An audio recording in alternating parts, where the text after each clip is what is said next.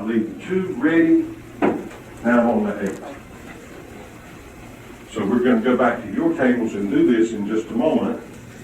And you're going to set them up, use this principle, but now instead of pocketing the object ball that you hit first, you're going to hit a ball, use the stun line to get to your target. Hey everybody, we're showing how to use the 2 most powerful shots in pool, the stun line and the stop shot. And are we having fun yet, guys? Yes. Okay, great. Let's go get them. Let's make some balls you didn't think you could make. Sounds great. Let's go.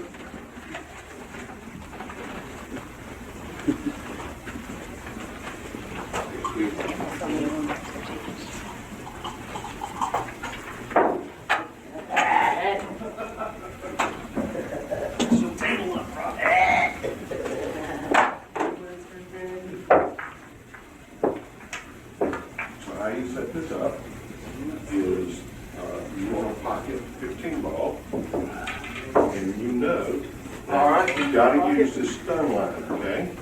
So let's say Before you do it. that you have before you hit a ball Before you do it.